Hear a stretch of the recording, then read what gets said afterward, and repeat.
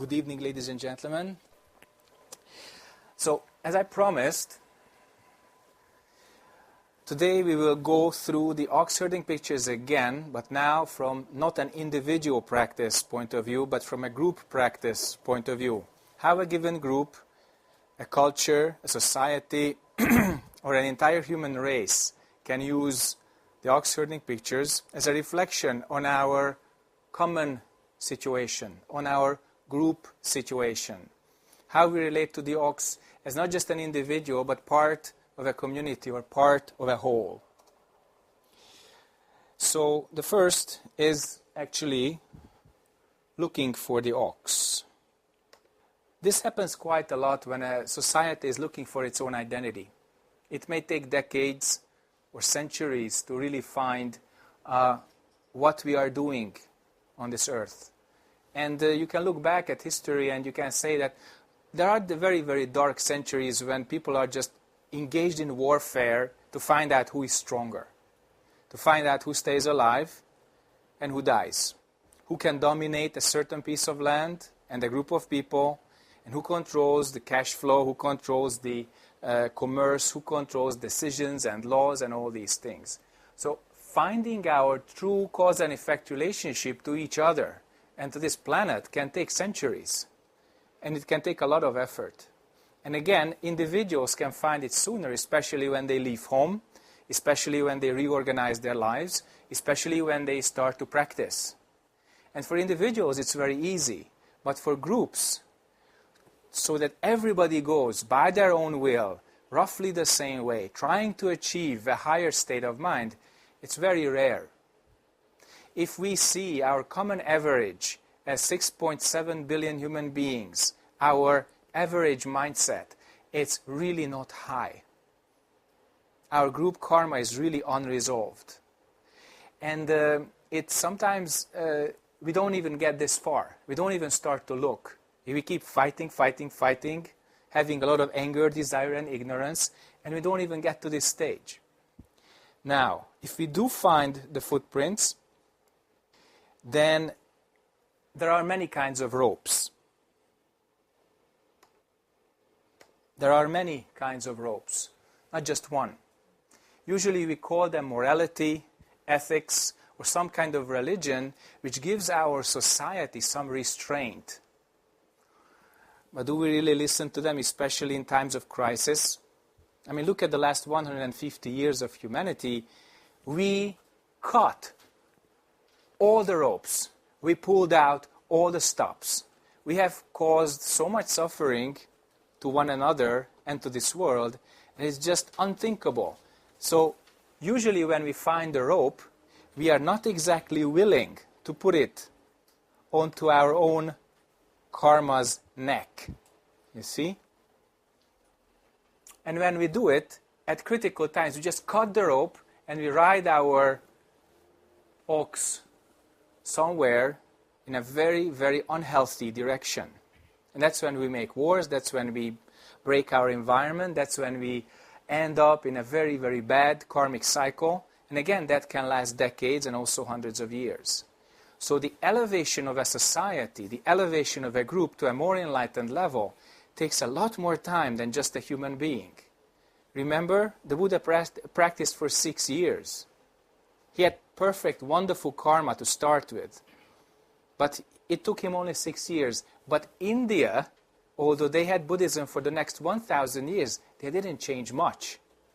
India managed to reintegrate Buddhism into Hinduism very successfully, in a very delicate way. So this kind of restraint that actually our practitioner or our society exercises on itself has many faces, many religions, many ways, many styles, and in the most critical situations, we cut the rope and we just go wherever we want to. We discard all education, all religion, etc., save a few. When in times of crisis, in times of warfare, in times of really, really hard time, we still try to stay human being. We still try to follow the way. Now that's rare. That's really rare. And mostly we just fall back. As a group, many times we just fall back, and we have to start again after we cut the rope, and we lost the traces, we have to start looking again for our own way as a group, for our own identity. How do we define ourselves? How do we perceive our situation again? And how do we choose our way? So like I said just a little earlier, commonly these days societies choose the way of consumption, as if consumption and buying and selling things would be the ultimate solution for our problems, to get materially what we want. Now it is really necessary to get what our human lives need, and to use the technology and the advancements, etc., what we have achieved. I mean, everybody likes to go to a good dentist. Everybody likes to have good communication. Everybody likes to have good cars and television and internet and a big shopping mall to spend hours shopping. But is there all there is to it? This is it? Nothing more? So that means that we haven't found the way which we can follow. We haven't found a way really to clean the ox. We haven't found some head of wisdom. Now, into this society which has half of its wisdom clear, half of its karma unclear, that's like Tang Dynasty China. That's like Ashoka's India. That's like Angkor for a short time, when there was a prevailing wisdom which society attained, and for a short time they could keep it. A few centuries, a few decades, until some other mistake appeared, and we again got back to cutting the ropes, losing the tracks, and starting to look again. That's why individual effort is so important, as well as integrating that individual effort in a group and inspiring the group to actually follow that. And when that happens, then not just half of the society or a significant portion of society can become clear, but also the whole society can become clear, which in human history almost never happened. In the last decades of Tang Dynasty China, this was the case. You know, it was very harmonious, very prosperous, there was no war, everything was quote-unquote fine. But it was too fine. So if there's no suffering, then the ruling class, especially the warriors, feel useless. If there's nothing to fight for, if there's no wars to make, no lands to conquer, what's the use of the kshatriya? What's the use of the warrior? My weapons are getting rusty, so what do? We kill the ox. We kill the ox, so that we could start looking again for a new one. So many times it happened, as you may recall from history, that a significant portion of the enlightened part of society were exterminated. Temples were closed down. Monks and nuns were sent home. Enlightened mechanisms of society were scrapped. And then suffering returned, so that some groups, some smaller groups and individuals would feel useful again, or powerful again, or in charge and in control again. I do not want to paint a pessimistic picture. This is not the purpose of today's talk. I'm just depicting history as we have made it in the foreseeable past, or in the past that we can perceive. In the last 2,500 years, that was significant. What is so dangerous about a white ox? Why is there that certain people do not like it? Because when we reach this state, we realize we are all sitting on the same ox. Our Buddha nature is exactly the same. Our enlightenment nature is not different from one another. Therefore, the enmities, the opposites are dissolved. We retain our individuality as we are, these little figures sitting on the ox, not just one, but we are in harmony. And that's why certain people, certain groups, certain individuals can feel useless or powerless or without control. And that's when enlightened society loses its enlightened quality. It doesn't lose the potential, but it loses the enlightened quality, and we return to square one. It was very rare that in our perceivable past we got through this stage. We got to this very, very, very rarely. Indigenous people like the Hopi Indians are perceived to have been here without knowing it. Or some people in Australia, some people in the kind of more distant past when nature and man were not so different. But these societies who do not have an explicit enlightenment practice and did not develop consciously these qualities, they are vulnerable. They are very vulnerable to their own change. They do not see their direction or their evolution clearly, and they can spontaneously make mistakes that would make them lose this kind of quality. So I would like us to see how rare and how wonderful it is when a certain group or even a certain segment of society together reaches enlightenment. Together we perform correct function. Together we keep our relationships clear and correct. Very rare. Much kind of less probable than the individual doing that. Okay?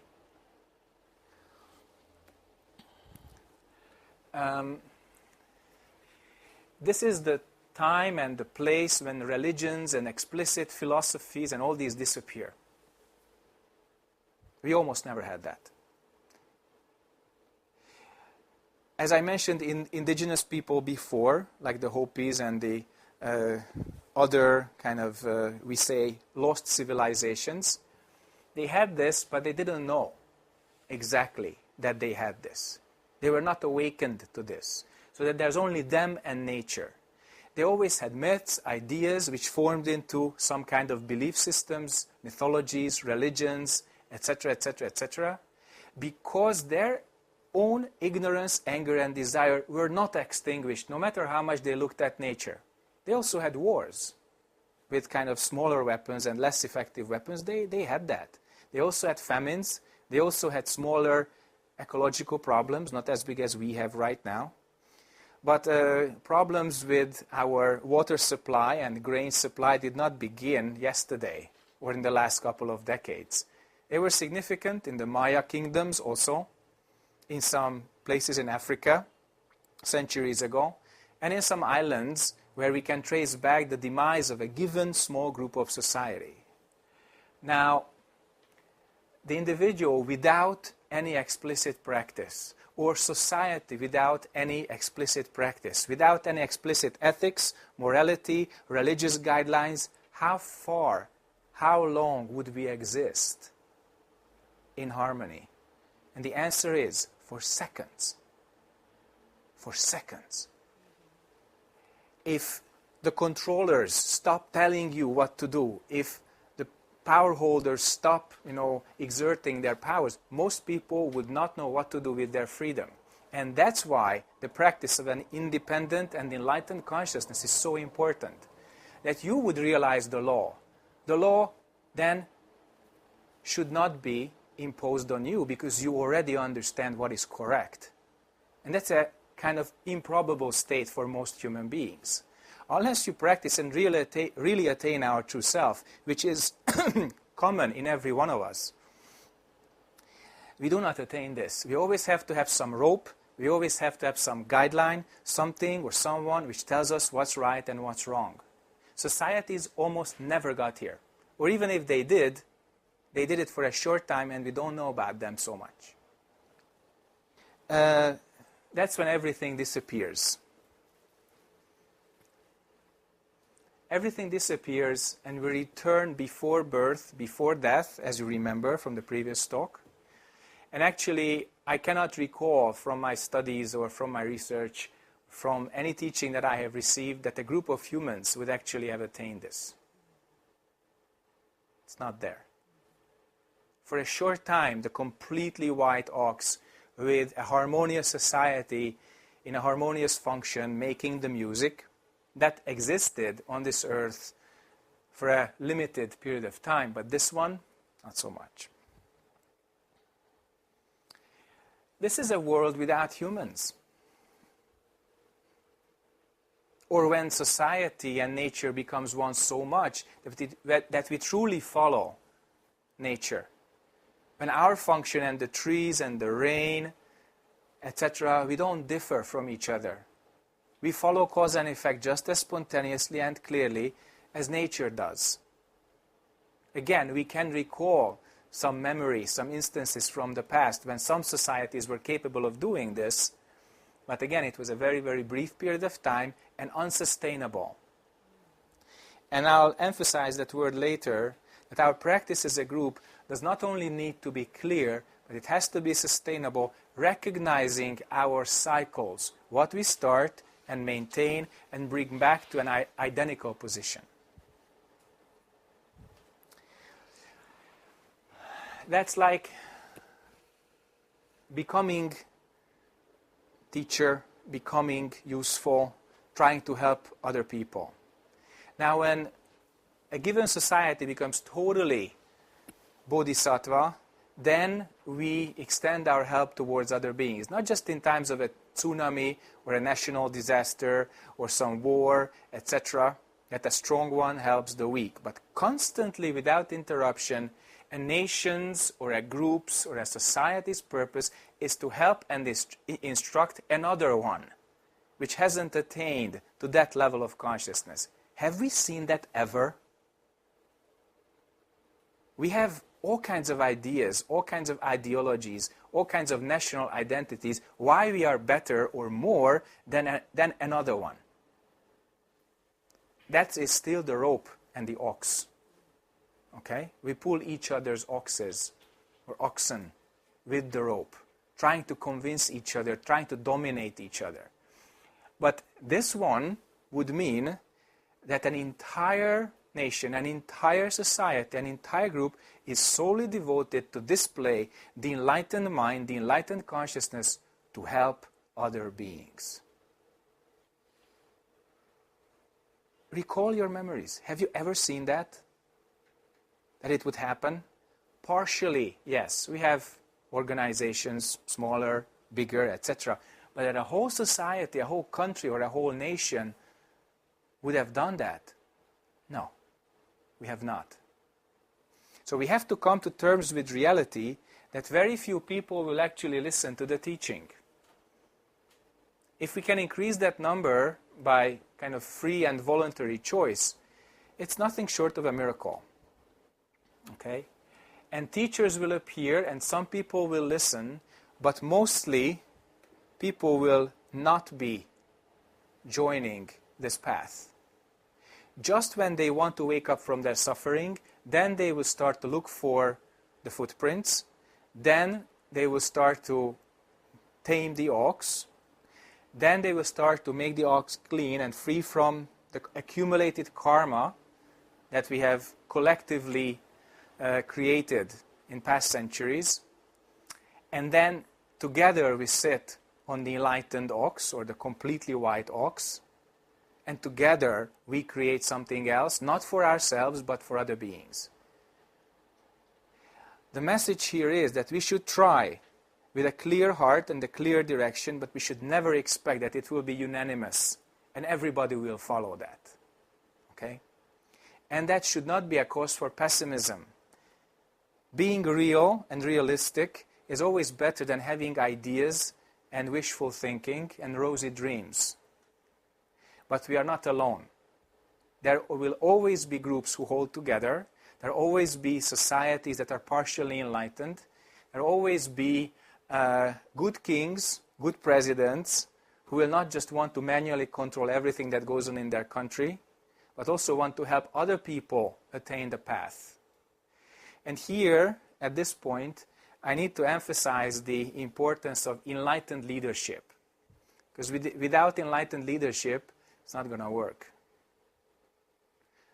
It doesn't take responsibility away from us, common individuals, but it puts an increased emphasis on those who really influence our lives by creating the legal, the financial, and the social, the moral, the ethical, and the religious frameworks which we are working in.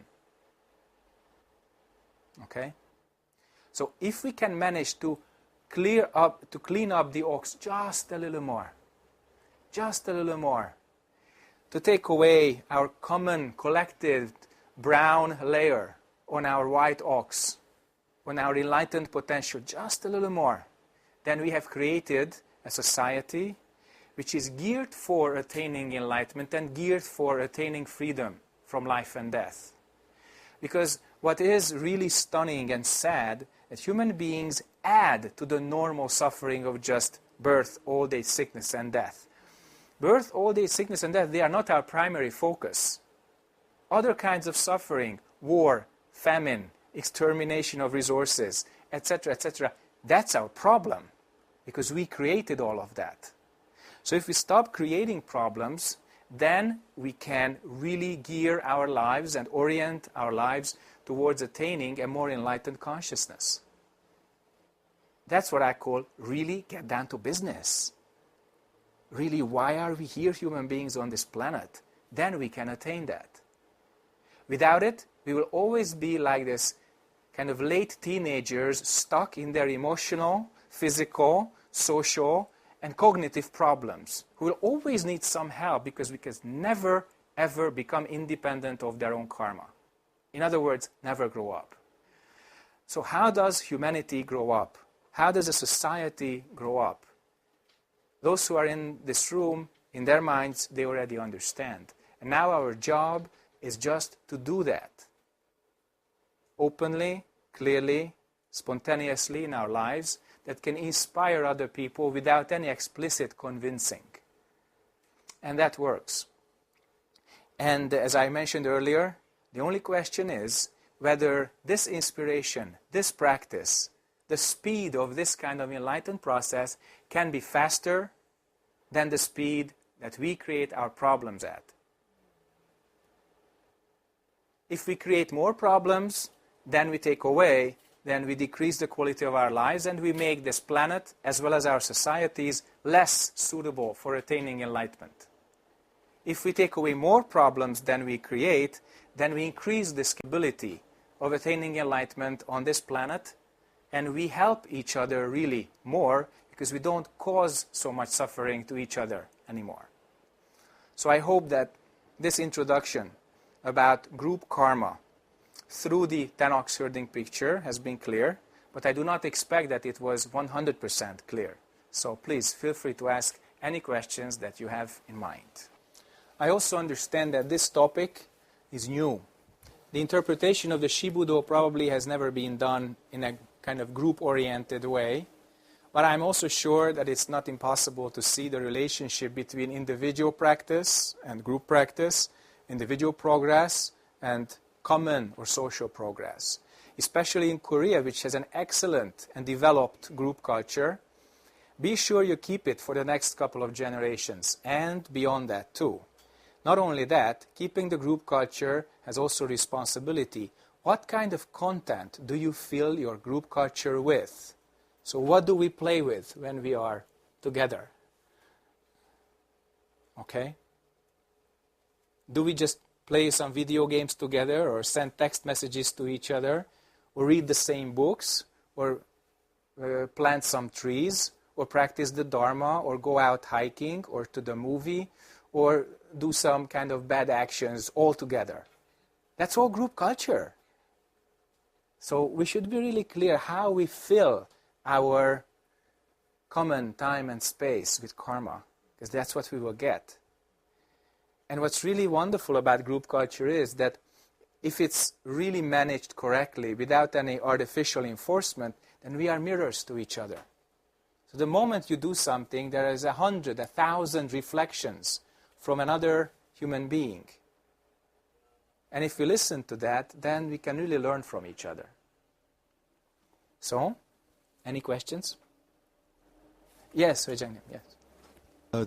You emphasize the group culture, but nowadays Koreans are very against the group culture because last decades there are military rules, and most of the young persons they have to serve the military service, and they trained a long time, 2 or 3 years. So I think most of the Koreans, they think about the group culture. It is very, very easily corrupt or different from personal morality. So we think personally we are moral, but group or society is immoral. What do you think about that? They should make a trip to the United States of America, which is one of the most individualistic cultures on earth, and see how that is managed. And I really do not mean that they should make good and bad in their lives. They should make good and bad when they make that trip. What should happen is that they realize how individual societies work. Try to connect to another human being. Try to enter a group. Try to function there. And when we realize what it really means to live in an individualistic and freedom-oriented culture, we will definitely value our group culture a little more. It doesn't mean that we don't have to clean that up, that we do not have to kind of wind up corruption of group culture. But there has to be a clear distinction between giving up my own opinion for the common good or being corrupted by somebody else's powerful thinking. There's a difference. So people shouldn't confuse these two and accuse one another that I am following you, so the whole thing is corrupted. That is not correct. Military rule and group culture, they do not coincide. There's an overlap, of course, when people are forcibly kind of put into the same social situation. They're forced to eat the same food, have the same kind of lodging, wear the same kind of clothing, etc. It happened many, many places on earth. Okay? And that doesn't have to do much with the group culture that we are mentioning, when people, out of their free will, form a society or a group to help one another and help others outside of the society, because it's totally voluntary. It's usually formulated along enlightened principles, because otherwise it loses its quality. So I'm pretty sure that if youngsters can get back to their group culture, which really accepts them and embraces them and teaches them the right thing, and after some suffering they will value what their forefathers and ancestors, conveyed or transmitted to the future. It's also true that this kind of conservative approach, that everybody must follow somebody else's opinion, or a small group's opinion must be followed by a large group, there has to be a dialogue. There has to be some consensus. There are tribes in Africa to the present day which are just totally agricultural, no industry. So they highly depend on water, not just in Africa, in Polynesia, New Guinea, etc. And there are thousands and thousands of people on these islands or on these areas, on the continent. And there is a way to achieve a consensus, which is not a majority vote by proxies, but everybody sits down in their local communities and they talk. They talk about ideas, directions, problems, solutions, and they talk until the minds connect. Now, we take so much time for entertainment, individual ambition, all kinds of stuff. When do we really sit down and talk about meaningful stuff, meaningful issues, things that really concern us? It almost never happens. There's always a kind of imposed denial that neither the leaders nor the governed talk about, that are kind of under the hood, under the carpet, and we live with them because we believe that they are immutable, unchangeable. We can't change everything. If you understand the nature of karma, you see impermanence, causality, and non-self, which means problems do not exist by themselves. Something causes them, therefore there is a solution. So really it takes a lot of effort and a lot of communication to create correct group culture. And why am I saying that we need to do that? Simply because entire humanity on this planet is not one individual. There are many of us. And since there are many of us, we have to sit down with each other and actually communicate. And if we have a clearly structured communication with a meaningful content, with something that can bring different results than the past, then I'm sure that people will honor that. Why do kind of some rebellious youngsters and very creative people refuse to enter the old systems? Because they do not feel optimistic about any change that they want to make. That's why they want to create their own complete separation from those fathers and grandfathers who just put them down and say, you must follow me. That's it. So that's not group culture. That's not, the real and correct path. So in these islands and also continental dry areas, when there is drought and there's not enough water, there's endless, sometimes days of talk how to manage water. Nobody says, I am imposing restrictions, etc., etc., etc. It's just truly important for these societies because they live only on the food that they produce. They actually imposed population control thousands of years ago. In Polynesia, in Africa they did not. But in some New Guinea and Polynesian islands, they really said, this is the maximum. Everybody else has to emigrate. So if there are more kids, they grow up, certain age, they have to go. So it was a very, very conscious management of resources, a conscious management of society. And I can give you a kind of counter example. When we have a shortage of resources in modern society, not just in America, but also in Europe, who really decides over the solution? A very small minority. We can say they are democratically elected. But it doesn't mean that they asked you. If there is a real kind of democratic management system, then everybody in a kind of wired society can vote, type in what you want, or click the appropriate button, then immediately there is a very clear survey of the public opinion. So why this is not happening most of the time? Because the leaders do not believe that the public can give the right opinion or make the right choice. And partially they are right. Why? Because it is in the interest of many kinds of leadership, not just one kind or another, but many kinds of leadership has the interest to keep the masses in ignorance. Because if they are kept ignorance, or say if we are kept ignorant, we can be manipulated in many ways. And that's why enlightenment means that you develop your own wisdom, or a given group or a given society develops their own wisdom.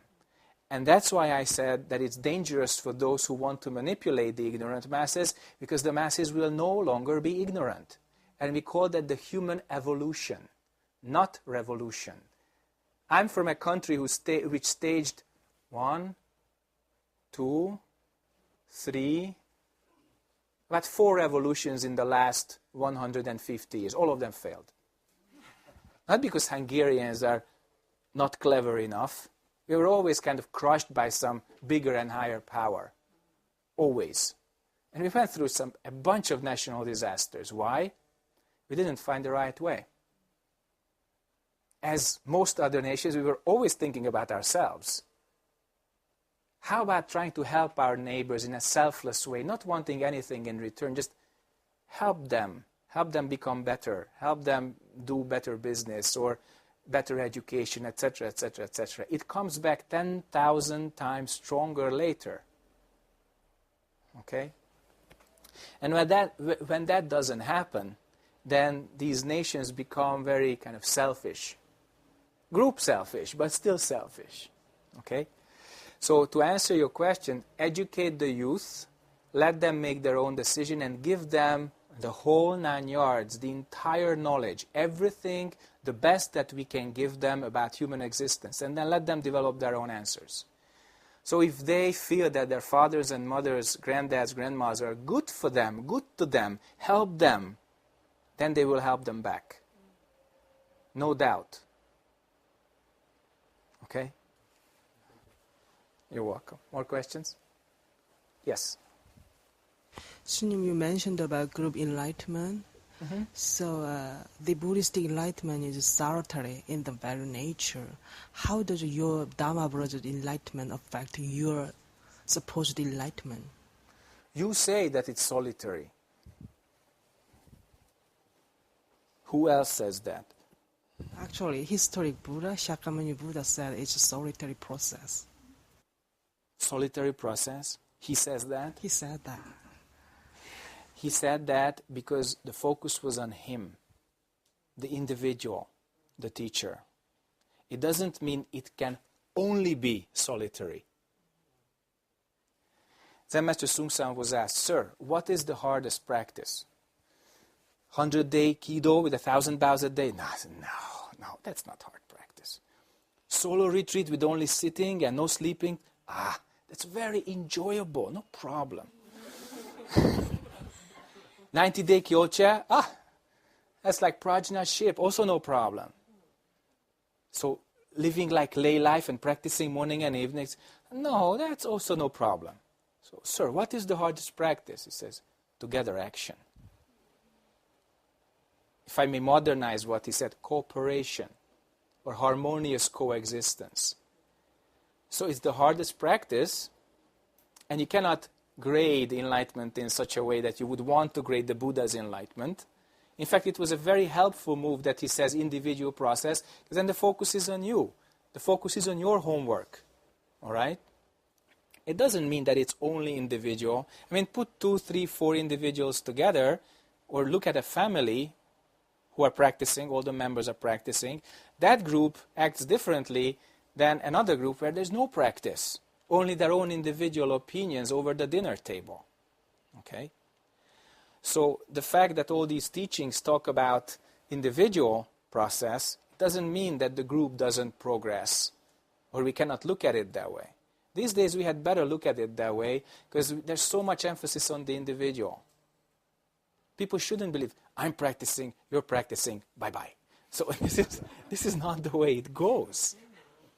The way it goes, we are practicing together, and that's the hard part. It's okay that you're sitting like a rock, but the other one always moving. I can hear the other person breathing, and I don't like it. When we have the Parukonyang, it's too loud. Or when we chant, the other person doesn't chant correctly. I am Buddha. I chant correctly. I'm sitting unmoving, and I want to kill him. That's ridiculous. That's, like I said, the kind of immature adolescent mind, who can run faster or who can bring the banana kind of sooner from the shop. So again, individual progress very important, but group-oriented or bodhisattva-oriented practice and lifestyle. That's the only way you can save yourself from either attainment or no attainment. What does it really mean that you have to save yourself from the notion or consciousness of individual attainment? What does that really mean? It means that we shouldn't become cigarette men, like in Zen Master Sung San's Chong An dropping ashes on the Buddha, who comes into the great Teungjon and blows smoke into the Buddha's face and drops ashes onto the statue. Because for him, or for her, everything is one. Everyone is enlightened, but him or herself is the most enlightened. And that's why he can do anything. He doesn't have to follow anything and anybody. Okay? So that's saving yourself from the notion of attainment. Because then people can become really arrogant, unbearable, totally misguided, individuals, because they think they are the only ones who attained it. And the Buddha cautions against that, because when he says, when he got enlightenment, he saw that everybody is enlightened. Everyone has Buddha nature. That's a really important point. And the other extreme saves you from the notion of non-attainment, that you are the last, the worst, the hopeless, the kind of, lowest graded individual, because everybody is enlightened but not you. That's the other extreme. Okay? So if you save yourself from these extremes and you see that you have also Buddha nature like everyone, but you have your own individual karma which you have to work with, and you can help other people as you practice together, other people can help you as you practice together, it's, we say, the perfect match. And this is called in another term, the middle way. And this middle way harmonizes and combines individuals and groups together. And if you follow that, then without any extreme thinking, people can naturally stay on the path. Remember the ox, totally white, rope in the neck, rider is not holding it, just playing a flute. Ideologies and identities and social motives can become like music if they are clear enough, if they are human enough. It's possible, but most of the time we really beat each other. We really beat the ox, and I say sometimes we try to kill the ox so as not to want to deal with it. Okay? So that's why it takes a lot of work. And that's why the vows are so important, that we vow to save all beings from suffering. This is not some empty phrase by which we look pious or religious or something kind of better makeup on ourselves if we say them. No, it's a really deep mental commitment that we try to live our lives by causing less suffering, trying to attain the middle way, and trying to wake up and help other people wake up. All right? Good. Thank you very much.